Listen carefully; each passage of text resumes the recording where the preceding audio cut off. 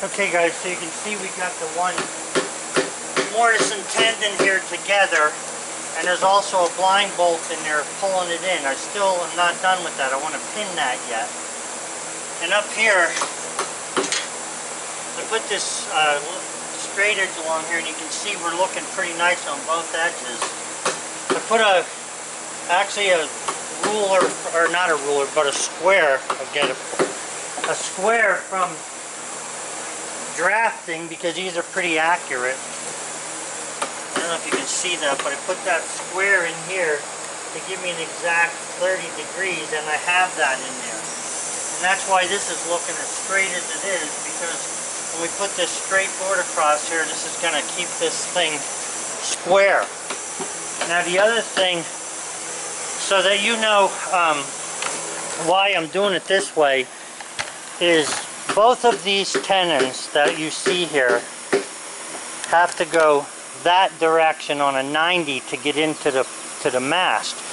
And if you didn't do it that way, if you try to put the brace in after the fact, you're fighting yourself, because you would need to cut the mortise bigger. So we didn't want to do that.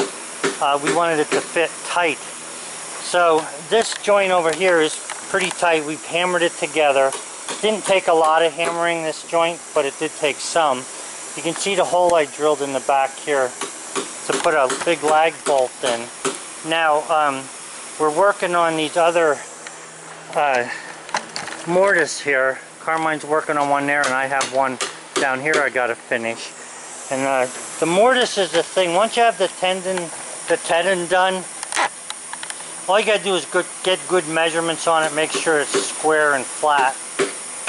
And then what you can do is make the mortise fit the tenon. So that's what we're doing at the moment. We're making the mortise to fit that. So that's the jib coming out from the crane, and we'll be putting the mast on as soon as we get it cut. Don't look bad for big timbers, does it?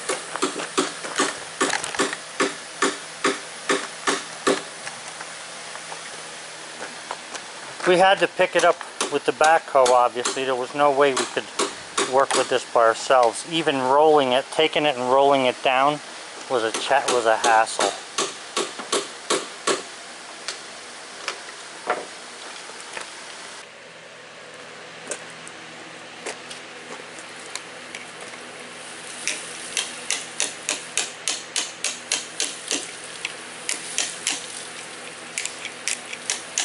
I'm just trimming off some very small amounts of this mortise here that Carmine made, just to fit the tenon for certain. I'm looking for a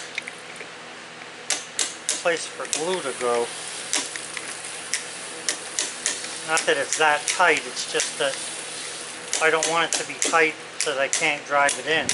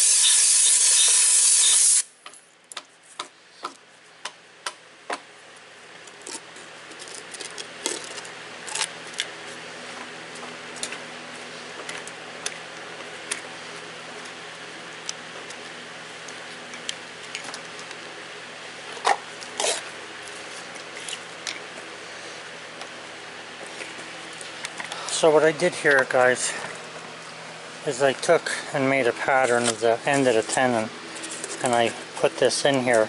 As long as it slides in all the way down, then I know the tenon is going to go down there. Okay guys, that's about it for today. Today's Sunday, so had enough for one day. That mortise is completely finished. This one needs the corners cut out of it yet, and we're in good shape. It's down deep enough, and then we'll be able to put this together. It's not going to happen today though. Have a good one. Alright guys, so I just got some cleaning up to do here quick, and then we're done. So thank you guys for watching. Don't forget to like the video. Don't forget to comment as well. Put the front bucket down here. We'll have to move the backhoe, right? Yep, I plan on it. And don't forget to subscribe as well. And we'll see you guys tomorrow, where we're gonna put the crane, the rest of the crane together. So thank you guys for watching. Have a good one. Bye. Come on, Bullseye, get in the garage. Come on. Good boy. Okay guys, so I'm going to give you a good explanation of how, excuse me, that we put this together. First of all, I kind of leveled this up for flatness. Put the 4x4 down, and this was rolled over with the mortise that was in here facing up. Okay, so that's the jib, and that just stayed laying down with the mortise facing up. In other words, it was turned 90 degrees from what you're looking at right there. Then had the backhoe come over here. Carmine was running it, the backhoe part of it, and I hooked a chain with a choke hold on it in the back here on this side, so that when he picked it up, it would hang on an angle with this hanging in, this end here hanging in. Okay, so when we had that standing up, so when this whole thing was standing up then, and the chain was holding it from the back, it was actually pulling in, it had an angle on it on that end, and that helped me to get it into that hole. Once I knew that it was going to fit in there, we just slipped it together, laid it down. Now it didn't go together real easy, I had to hammer it a little bit, and then I laid it down like this, and we took a pry bar and we pulled this apart. Okay, we pulled it apart. Once we pulled it apart, we glued it all the way around and put it back together. Now, putting it back together laying down here was a little bit harder, even though we had shimmed it and everything prior to prying it apart. But we put glue all the way around it, the tenon, and on the flat surfaces here that mated to the jib. And we used the come along. What I did was I put the backhoe bucket here with the teeth in the ground, right in this area, and I put the bucket against this.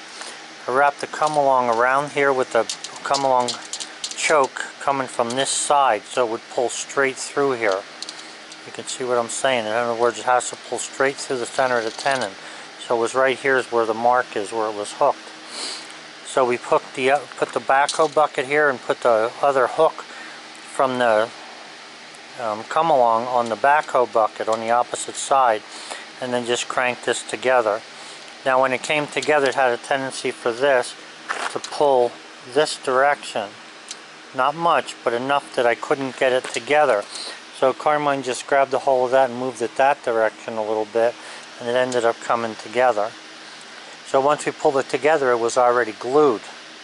So then prior to putting this thing together, I had drilled a hole through the back here with and I have an 8-inch lag bolt. I went down 2 inches here. That gives me 2 inches into here plus the tenon. Alright, that's just one bolt. I do want to put some other pins in here yet. Okay, so then we pulled it together and it was fine. It was a nice fit. So then after that, I took a straight edge then, and just show you this. I took a straight edge that I have and laid it across here. Now the angle, let me just put this on here. I laid a straight edge across there, okay, just to see how flat the surfaces were lining up.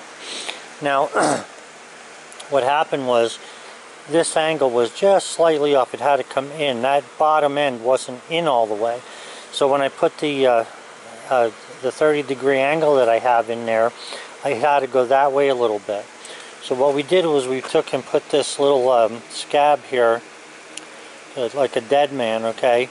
And then I drove this, made this a little bit long, drove this in until the angle was exactly 30 in here. As soon as I achieved that exact 30-degree angle, I laid a straight edge. Now this ruler is not laying straight here, but straight edge was against this, and it was also against that all the way down there, within a 1/16, which is fine for this. So that's how we put that together.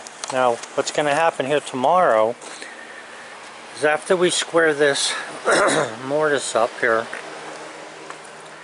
after we square this mortise up, you just got to cut the square here. It's down low enough already. That one up there is finished. We're going to take this, we're going to lay this on the ground and level it up a little bit. Once it's level, you know, you can work with something that's level better than you can with it not being level.